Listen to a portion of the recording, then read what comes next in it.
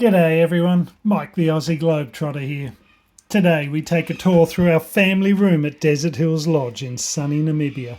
And boy, when I say sunny, this place is as sunny as it gets. There was a brief rain 2 years ago here, and prior to that it was another 14 years. Can you believe it? Before we get into the room walkthrough, can I say how impressed I was with the whole resort and give a bit of a backstory. We'd just arrived in Namibia a few short hours before, a country I'd never visited. It was always right up there on my destination list thanks to a National Geographic magazine I had of a town buried by sand. It fascinated me that they couldn't conquer a bit of sand. Well, with only a few hours before sunset we departed Windhoek on our way to Sesriem. Lucky for us, bumpy dirt road driving in a Toyota Hilux is in our Aussie DNA. Plus, the French Olympics had just televised a dance competition, so we were keen not to be recognised as Australians and made a hasty exit from the hustle and bustle to arrive here just on sunset. Again, whilst this is not a resort review, it's an incredible resort in an incredible location, and we were instantly blown away by the whole place, including the Namibian staff with their exceptional level of service and friendliness. Back to the room review. As I said, it was sunset, so the room video is filmed just on dark and we were bone tired and had a thirst for a cold beer. Plus we were rushing to get back to the lodge for our dinner. So it's not my finest video, but you'll get the idea of what we experienced, and I'll give a bit of info about the place at the end.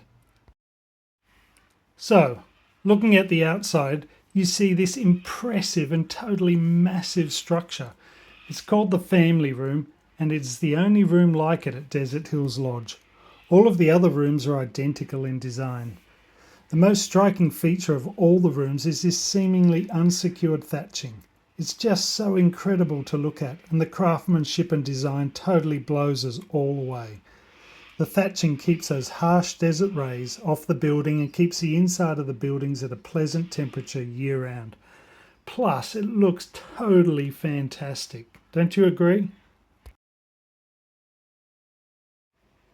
As we glimpse the last rays of the dusk, we enter from the covered veranda through sliding doors into a large lounge sitting room. We'll see more of the veranda later. When you enter, you're greeted with a selection of chairs and coffee tables set in a domed room. The real feature being the thatching. It has the highest roof I've ever experienced in a building. I reckon it was about 6 metres high or nearly 20 foot in the old money. It's not a room you tend to spend much time in, as the views from the veranda make that the area you spend the time on. The building is built in a mirrored style, so what you see on one bedroom is mirrored in the other bedroom. We're staying with friends who have the other bedroom, and luckily the bedrooms are well separated. So we enter our bedroom and see 2 king single width beds, more on that later, and a cupboard on one side and open storage shelving unit on the opposite side, complete with safe and shelves for our belongings.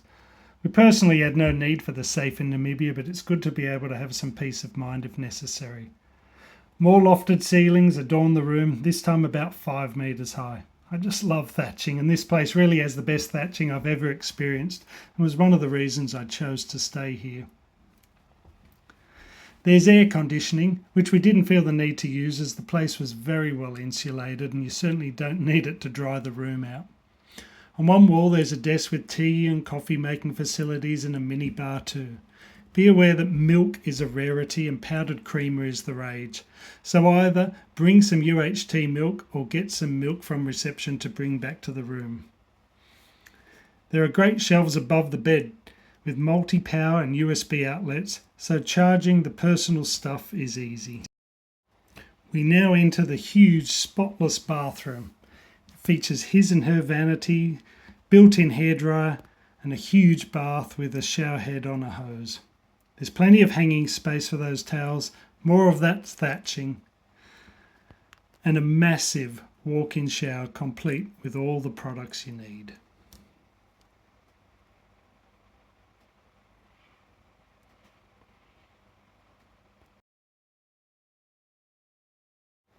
So, what are the highlights and lowlights of the family room?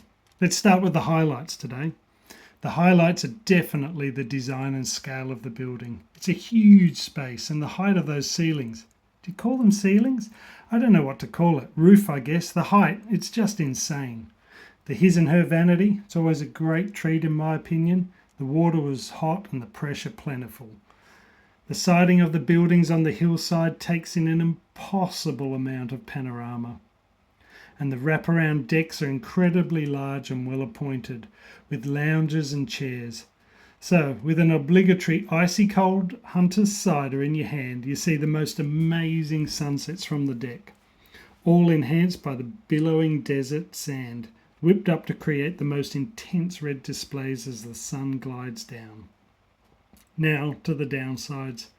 Now this applies not only to this lodge, but many African countries as a whole. It's the beds. Let's talk about them a bit. I am the princess and the pea when it comes to mattresses, so I'm as harsh a critic as you'll ever see. I even travel with my own memory foam mattress. That's how bad I am. So the beds are firm, very firm. And like I said, this is normal for 95% of the places you will stay in. Secondly, the beds are short. This is also normal for 95% of the places you'll stay in. I'm just over 6 feet tall, or 183 centimetres, and my feet hang off the ends of beds in Africa. This is just part of travel, and luckily for me, I'm a side sleeper, so I'm curled up and I fit in the beds no problem.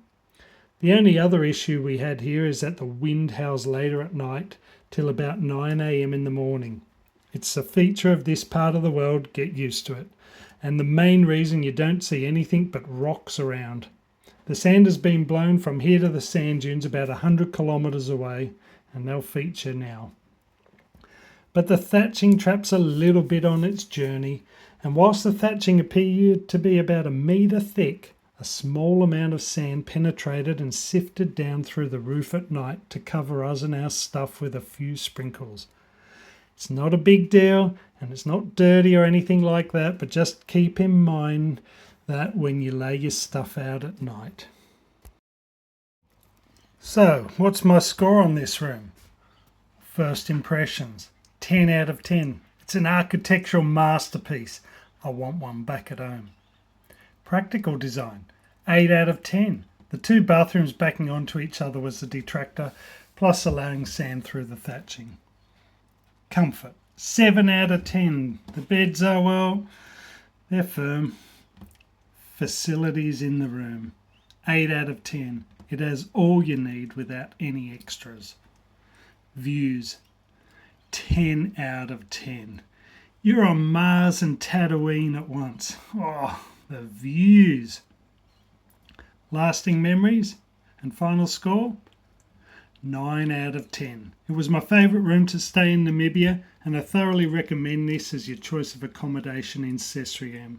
I've visited and seen most of the other offerings in the region, and none come remotely close to this little beauty. Thanks for watching, and let me know what you thought of this place. Psst, don't forget to like and subscribe. I may be an overweight aging Aussie, but I still want to be liked. Good on you viewers for checking out my review. Catch you next time.